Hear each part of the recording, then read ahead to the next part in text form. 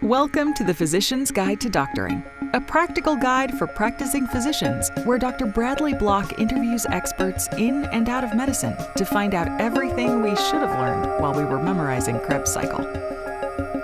The ideas expressed on this podcast are those of the interviewer and interviewee and do not represent those of their respective employers.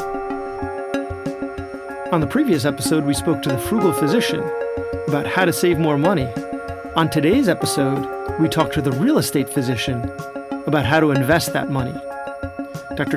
Chen is a real estate investor who has the realestatephysician.com website, and she tries to educate physicians as to why real estate is a reasonable investment and a good alternative to the stock market. We talk about the different types of investments and why she chose commercial multifamily as her mode of investment and why she finds this to be the least risky of all the different types, as well as the different ways to invest between owning everything yourself, syndication, crowdfunding, and why she chooses syndication, and then how to identify a syndication that you can trust and why it's like finding a doctor. Welcome back to the Physician's Guide to Doctoring. On today's episode, we have Dr. Chen. She is a practicing physician in Texas who now spends a lot of her time investing in real estate and connecting other fellow physicians with that method of investing. So, Dr. Chen, thank you so much for joining us today to educate our listeners. Yes. Hi, Brad. Thank you for having me on your podcast. I'm really excited to be here and looking forward to our conversation. So just to get to know you, where did you do your training? I went to medical school at Texas A&M. I'm from the Dallas area here in Texas. And then I did my internal medicine training at OHSU in Portland, Oregon. And now I'm back in Dallas, where I'm from, in a practicing internal medicine hospitalist. So are you practicing full-time? Yes, I'm practicing full-time as a hospitalist. That's correct. So the real estate thing has, I guess, become, or at least started out as your side gig. So you're doing this on top of practicing full-time. That's pretty impressive. Yeah, that's correct. I'm kind of lucky in that way that a hospitalist, schedule kind of affords you, 15 or 17 shifts a month. So there's definitely time outside of that. And you're right. It's kind of started out as, definitely my own personal investment for myself, and kind of just grew organically as I talked to other physicians. So that's where I'm now. So how did you get there? First, tell us how you got started in real estate, and then where you've taken it from your own personal investing to expand it to offering it to others. Sure. Yeah. So I would say, my story started about, 3 to 4 years ago, as far as, investing in real estate. That's kind of when I finished my training and started making more money as an attending. And kind of, I think, as we're all aware, we didn't get any, investment or financial education through our schooling. And so as I made more money, it really was, I put a concerted effort into, wanting to see how my money could work for me. And in the financial word, the fancy word is, cash flow. It just means how much money you keep in your bank account at the end of the month. Because I think when we graduate, we think, oh, we make more money, we have high income as physicians, but it's not how much you make, it's how much you keep. And that was a new concept for me as I kind of started exploring, well, what makes a good investment? And it was through that process and that context of, being more proactive about my finances now that I'm out of training. And in that context, I started exploring what other options there were for investing. And that's how I kind of stumbled upon real estate.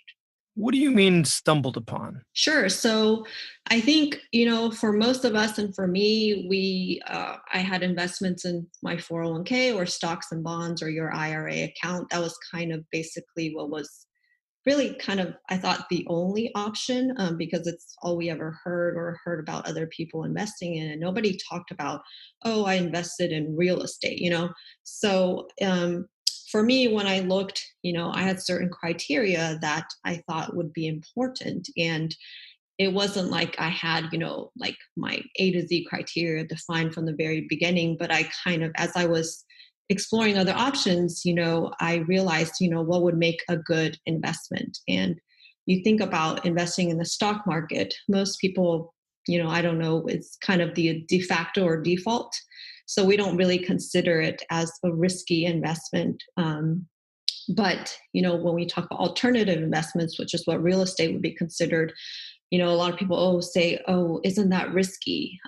So it really depends what you mean by risk. I would say the differences being in Wall Street, you could wake up tomorrow and it's, the whims of the market. So it's definitely volatile and unpredictable. And it doesn't really, put money in your pocket at the end of the month.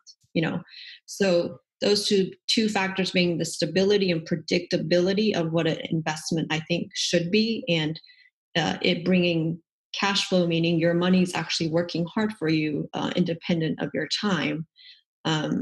Real estate was able to do that when I kind of explored and fit my criteria in that way. So I would say stumbled upon in terms of I didn't really go out seeking, knowing real estate was a good option in that way. So I guess more discovered than stumbled upon, because it sounds like you did a lot of research in order to arrive at this conclusion. Correct. Yeah. I'm an internist, so it's like I have to know everything. So I, Googled till the ends of the earth, try to educate myself as much as possible. And that's kind of how I came to define my criteria on what Right. I think the risky, it's kind of like when we have our patients, they're nervous about something. And a lot of times they're nervous about it because they don't understand it, or, they don't know what the outcome is going to be. And so it's the not knowing that makes you nervous. And so what you did is you mitigated that by educating yourself.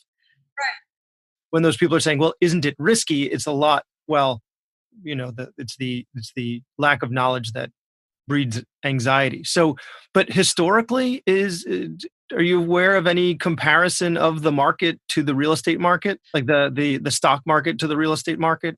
Right. I would say, real estate is really broad, and we'll probably go into the different categories of it later.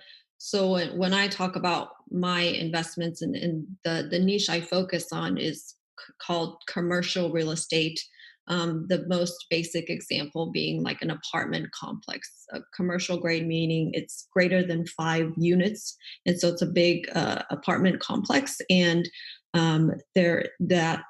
so that's kind of the investment vehicle I came across that I thought met all the criteria. And so that's kind of where I focus on.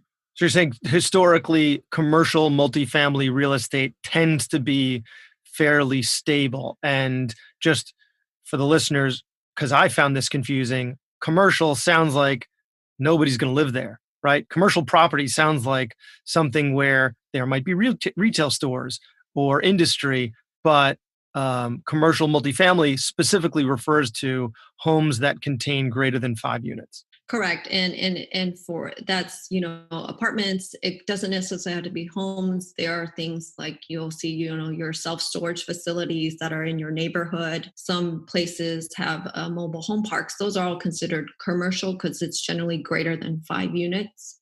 Okay. But for most of the talk, we'll be talking about apartment complexes, because I think for many people, when you think about real estate, you think, oh, well, there's a single family rental. I wanted to go, buy a condo and rent it out on Airbnb or something.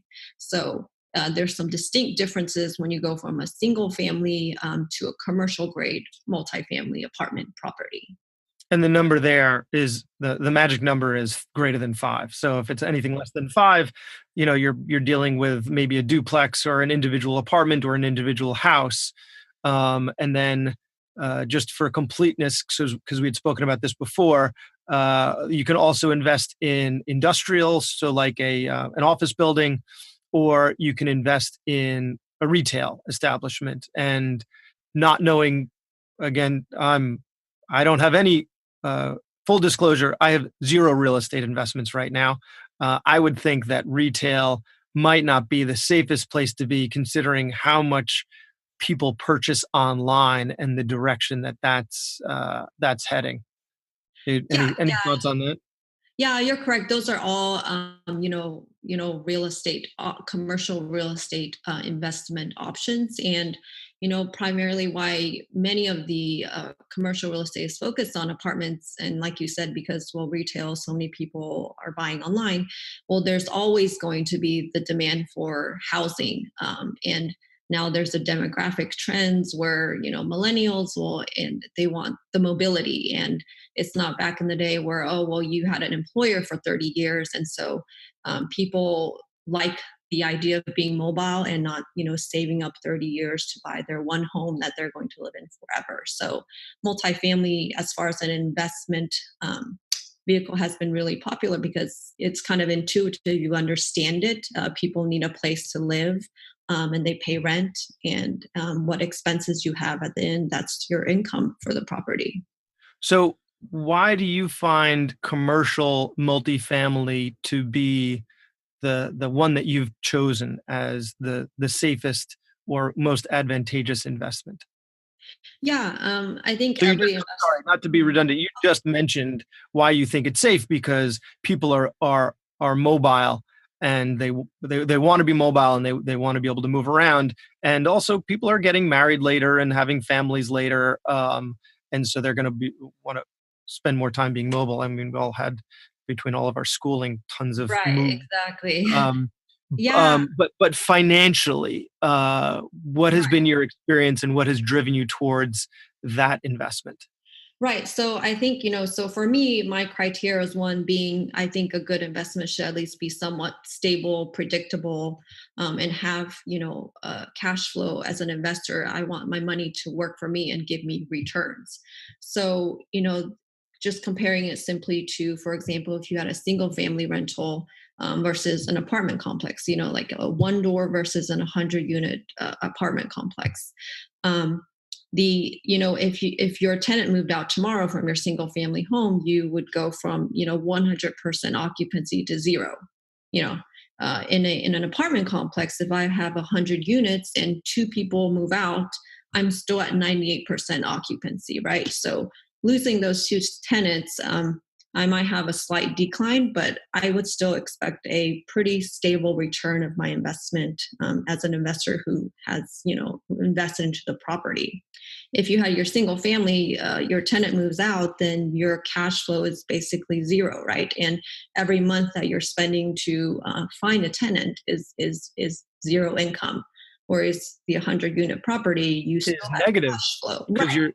because you're still spending money on mortgage, repairs, upkeep, all everything that goes into it. Yeah. Right. And so in your apartment, you still have 98 tenants paying you rent, and so the main advantage of having multiple units is you have the economies of scale, and you can leverage that into a business operation. And I think for physicians and investors, the nicest thing about that is I don't have to be the landlord, and I can pull my money together with other investors into a business, and that gives me return on my investment.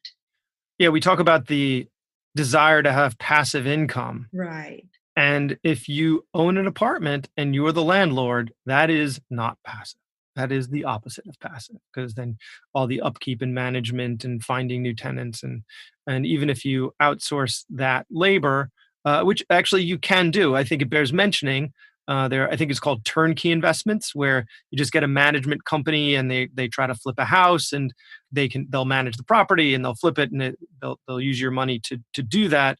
You still have that higher risk of what you're talking about, of if that goes unoccupied, then it's a losing proposition. So there are a bunch of different ways that you can invest in these commercial multifamily buildings. You can own it yourself, which seems unlikely on a physician income, Right, for anybody, even if you're a really. super successful plastic surgeon or neurosurgeon. Yeah, I mean, even for anybody, it's Yeah, hard. you're not buying an apartment building, Right. probably.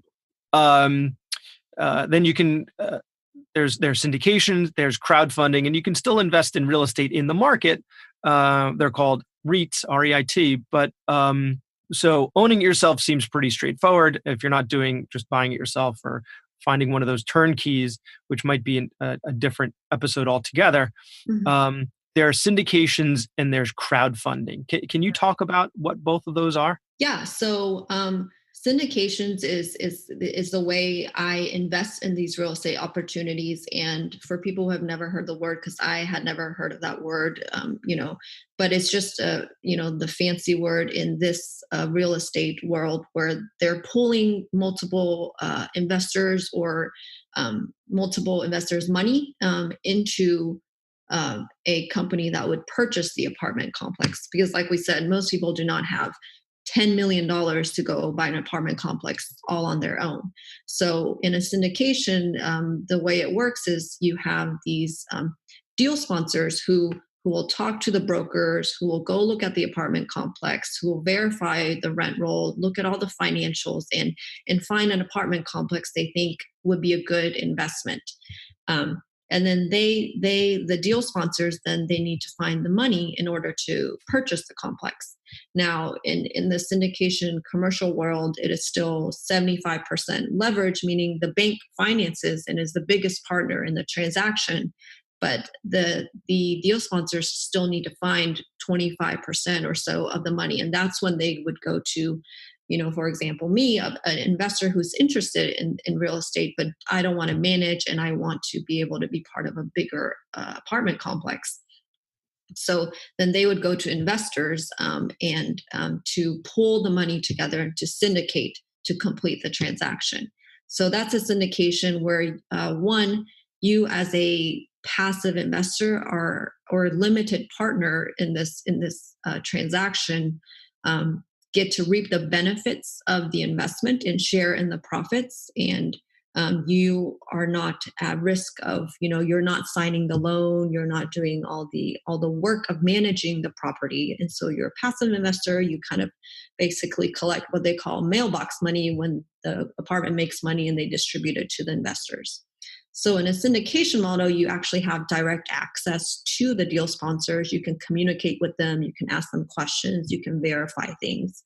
The crowdfunding model is similar in that, you still have these deal sponsors who go out to look for deals, but they're not coming directly to the passive investors. You'll see, crowdfunding websites where it's just, a website with a platform of like a multitude of investment opportunities. So you're not directly talking to the sponsorship team. You're just kind of browsing, a whole bunch of opportunities and seeing, oh, well, hey, this says there's a 10% return. Well, that looks good to me. So it's a more indirect way to invest where you don't have that direct relationship with the sponsor. So there's no right or wrong way, and everyone's investor, trust or risk profile is different. The only other major difference is the crowdfunding has a less minimum investment, where you'll see on these sites where it's $1,000 or $10,000 to invest, whereas syndications where the minimum investment is usually about $50,000. So that's also another major difference. So when you're choosing syndication, because that's typically your method of investment, how do you vet them? Yeah, so it's you have to, through a syndication, you have to know the sponsors, right? That's the only way you would hear about the opportunity to invest. It's not advertised. It's not on the crowdfunding site. It's not Wall Street where you just pick something. So there's multiple ways investors can go to their local apartment meetup where these deal sponsors will be at. And you can meet them personally like that, or you meet somebody else on the team and invest that way. Or that's really the only way, is to meet them either directly or indirectly to find out about the investment.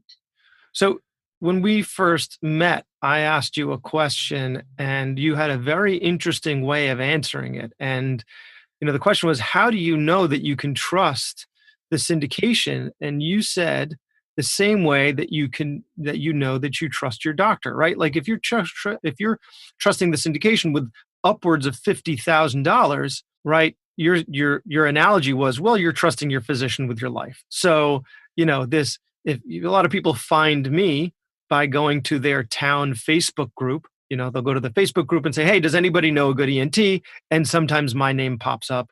And so they come and see me.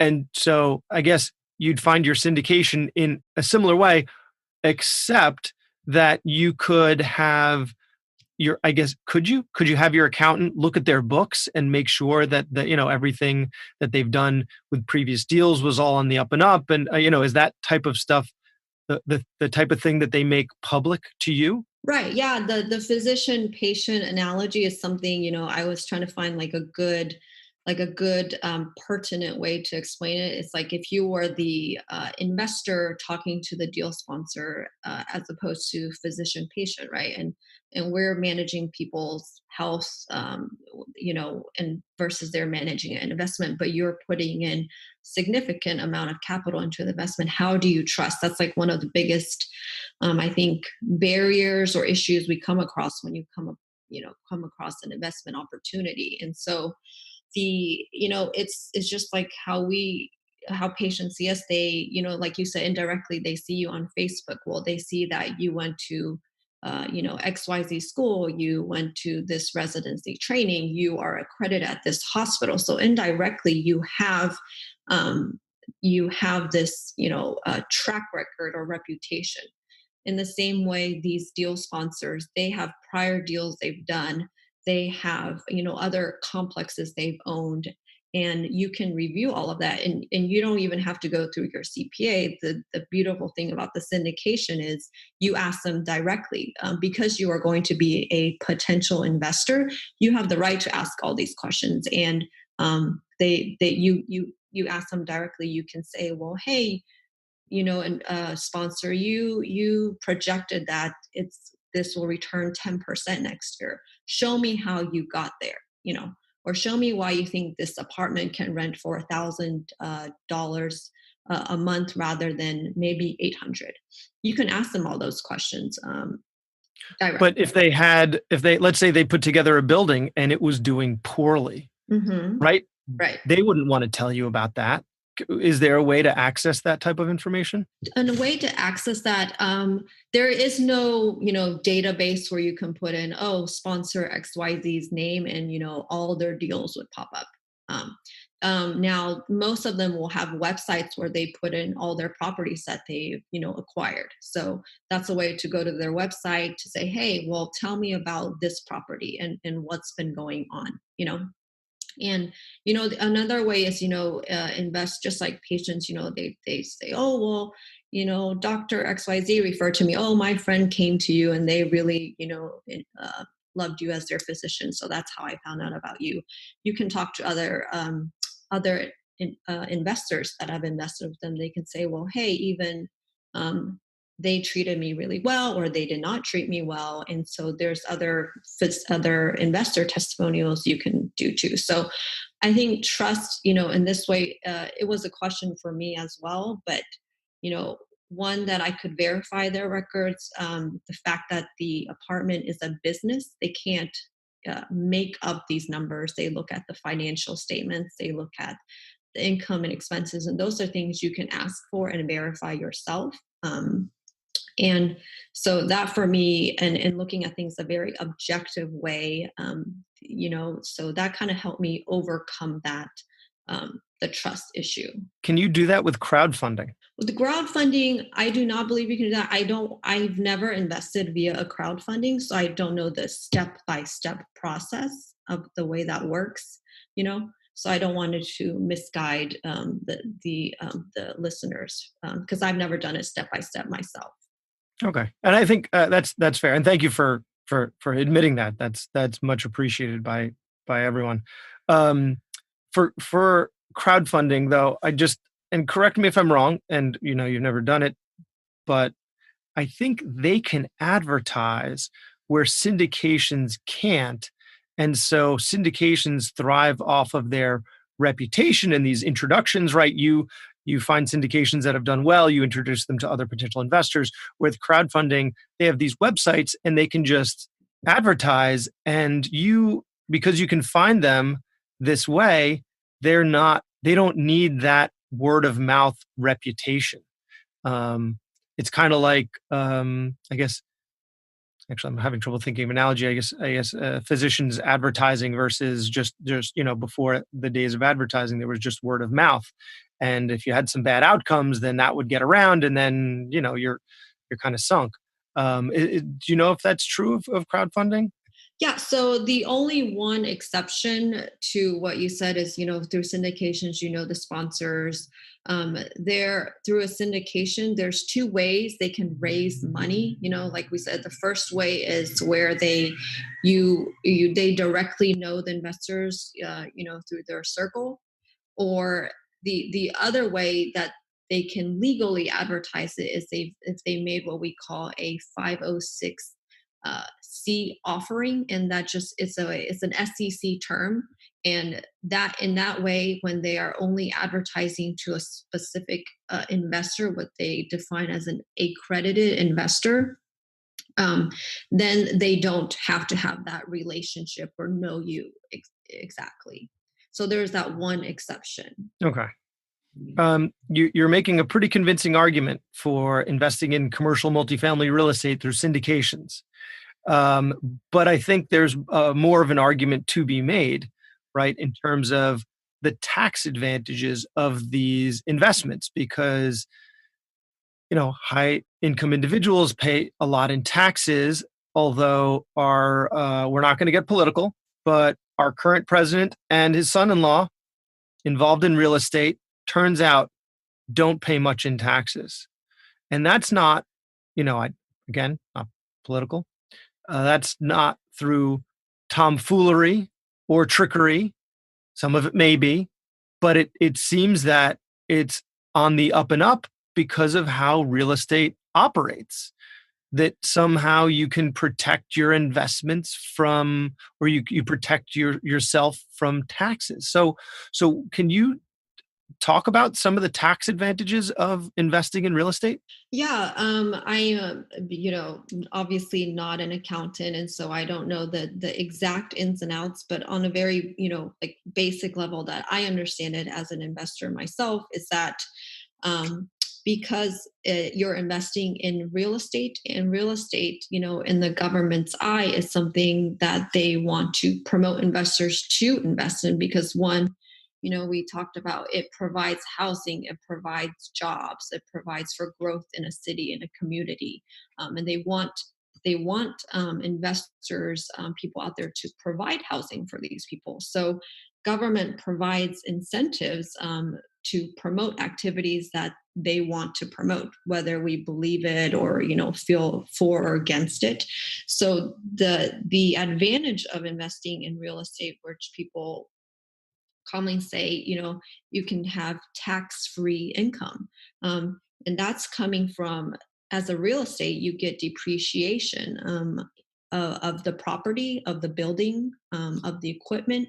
And so when the government, the IRS, allows uh, the accountants, or the business, to take that depreciation of these properties and buildings over time, that often will offset the income you get from your investment. And that's how they come up with the term tax-free income.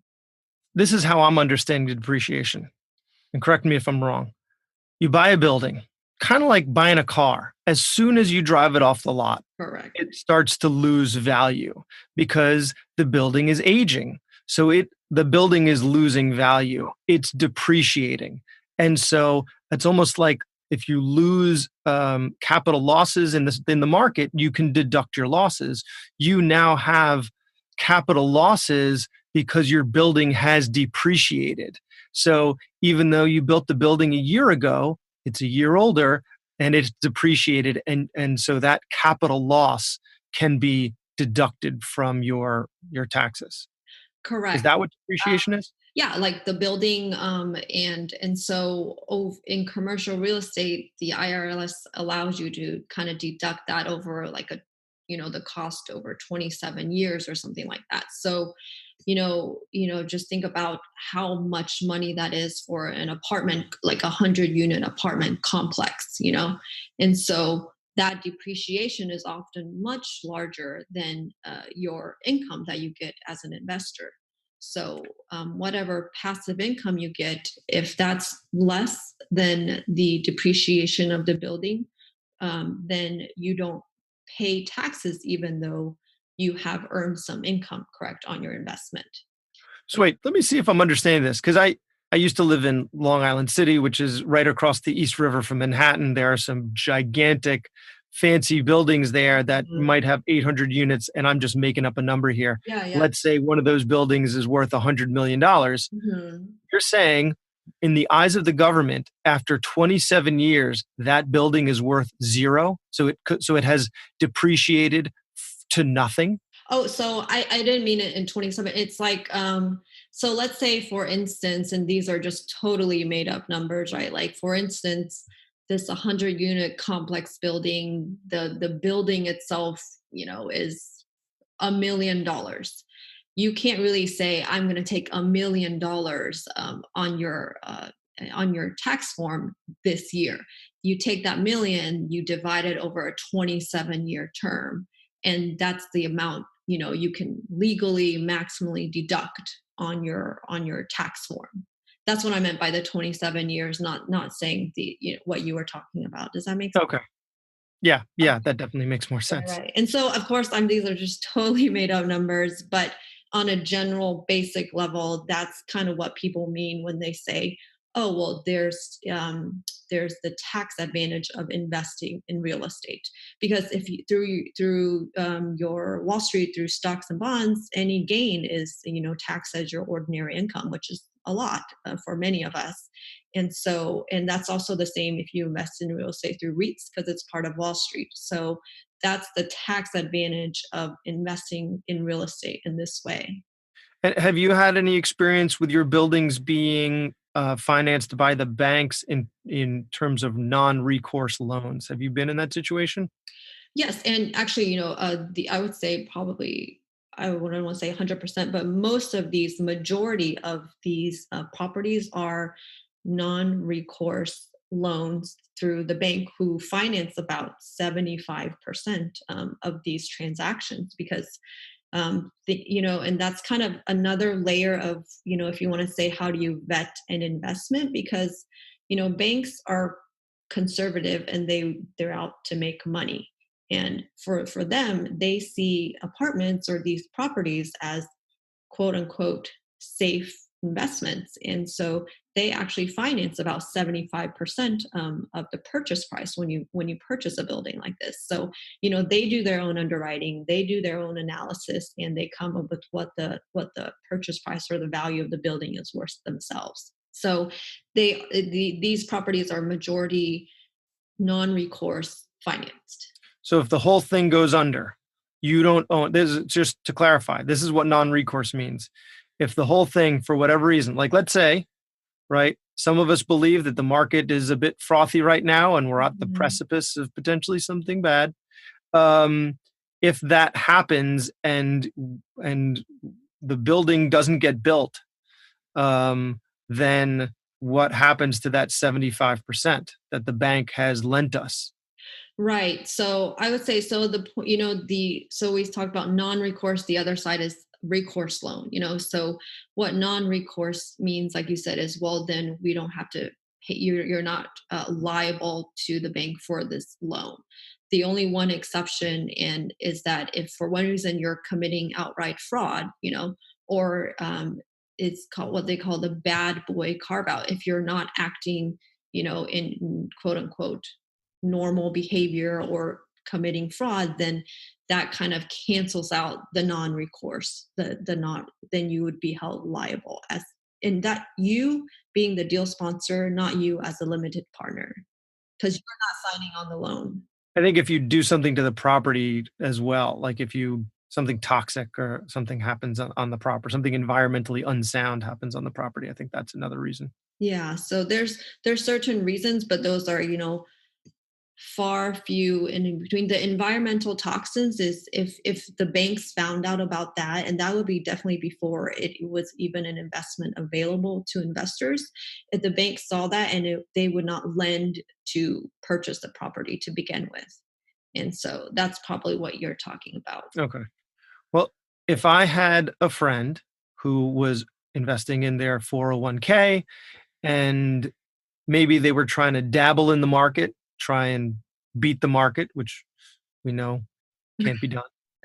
Um, what would you say to send, and maybe just had some finances that were being managed by a financial advisor that they found because they bought them lunch at when they were a resident and gave a talk that sounded good, had a nice suit. Yeah. Um, what would you say to that friend who feels that their money is as safe as it can be Hmm. in the market with this educated an informed financial advisor to get this person to start investing in real estate? What's your elevator pitch to that person? I don't know. So I don't have an elevator pitch, and I say that because one, I'm not, I don't ever want to convince somebody to invest in commercial real estate. And we can talk about all the benefits and why I thought it was a good investment vehicle. But it's like, if your friend went to an advisor, it's like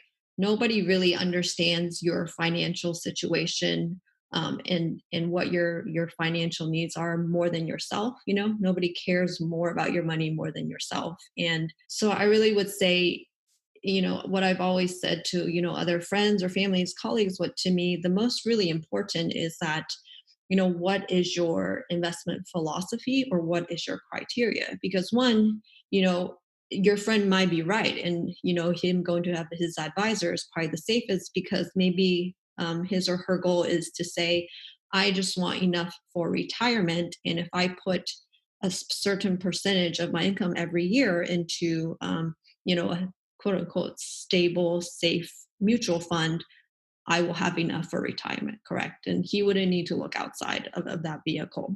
But for me, and I think for most of us, it's that we don't want to work forever, right?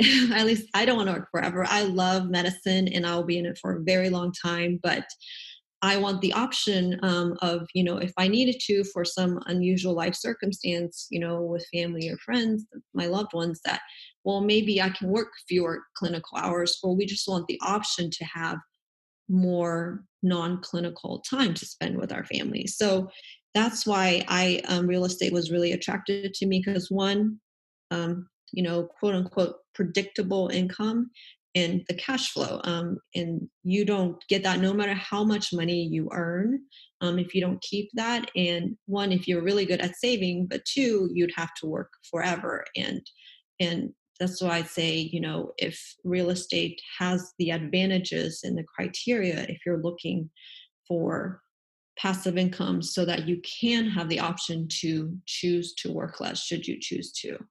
So you get your investment hopefully appreciates because the value of real estate appreciates, but then you're also getting income through rent. So um, you're in the same way that your investment hopefully in the market appreciates, your investment in the real estate appreciates, but you're also getting that rent. So that's I think important to delineate that specifically. Yeah, and so certainly the appreciation, if you look at all these, is these syndication investments, it's the good deal sponsors will not, hope for that. Like, they don't anticipate that it's like an extra bonus. So, what are some of the resources that you consume or that you would recommend that our listeners consume if they want to start getting, like you said, you Googled to the ends of the earth so that you could be more comfortable with this? To save us the time of Googling to the ends of the earth, what are either the resources that you consume or the resources that either a podcast that you listen to, aside from mine, of course, or or a book or a blog or something that we can read to better educate us efficiently. Aside from, I think every real estate podcast with a physician I've heard Mhm. mentions Robert Kurosawa's Rich Dad Poor Dad. Yeah. So we can't end this without mentioning that. Rich Dad Poor Dad, Robert Kurosawa. Change your philosophy on money. So aside from that, what would you recommend? I would say, if it depends. So one, if you think, if you know your criteria and you know what you're looking for, even if you didn't. So one of the nicest resources out there is probably Bigger Pockets. I don't know if you've heard of it or are familiar with that. It is a very active real estate community where people contribute all the time. And whether it be you want to do single family, multifamily, self storage, mobile home parks, the whole gamut of real estate, there's somebody involved in it one way or another on that site, and they contribute regularly. So I think that's a very great starting point. And you can browse the forums and find something that fits your specific question. um, and two, the point of going to these meetups or conferences is you build relationships with people who have done this or are doing what you want to do. So the other way is, talk to other physicians who have invested before and or whatnot. And that's kind of why I wanted to start my website and company, because I talked to so many physicians. And one, I don't know if you identify with this, because I did too. In the very beginning, I didn't want to start a company, I just wanted to invest. But physicians, one, will say, oh, I don't have the time to go to all those conferences. And even if I did have the time, I'm not going to. You want to spend time with your family, and friends, and you don't have the time to, like you said, go to the ends of the earth. And so that's kind of one of the main reasons why I built the website, to help answer these questions, and one, to share this kind of investment opportunity with physicians that we don't really hear about so often. And where can people find you? So my website is www.therealestatephysician.com, and really it's just a platform, like I said, that kind of grew organically out of all the conversations I had, and was a way for me to kind of systemize it and have a platform to share. So if people are interested in commercial real estate, they can just go to that site to learn a little bit more, and that's about it. And I'm always happy to answer any questions, or I talk to people all the time about this. If they just want to call me or email me any questions, they don't have to sign up on my website, and they can just email me, cherry@therealestatephysician.com, to do that. Is there anything else that you'd like to mention today that we didn't get to?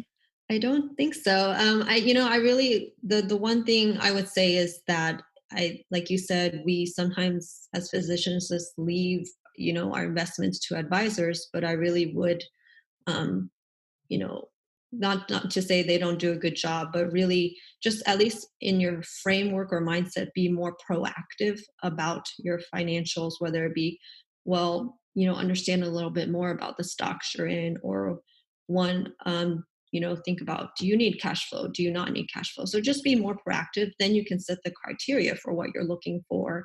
And I think that's been really helpful for me. So Yeah, I think you're totally right. I think it's so easy for us to we got on this path, we got on this train, right? Good scores, good grades, med school, residency, seeing patients, just going through life, doing what we were supposed to do. It's, we're now being financially rewarded for it, some more than others. And to just assume that to just trust someone else with that income without educating yourself. There's so much information out there. It's so accessible. And there are plenty of places it's not opaque. right. This stuff is not that complicated. It's really fairly easy to understand. And a lot of these industries exist to try and make themselves opaque so that they seem necessary, right? There are a lot of salespeople out there, and it's not that hard to educate ourselves. So we really need to do it so that you know what your money is doing, you know where it's going, and you can then not be afraid to get a little more involved in it. And then it also, it's a lot more interesting than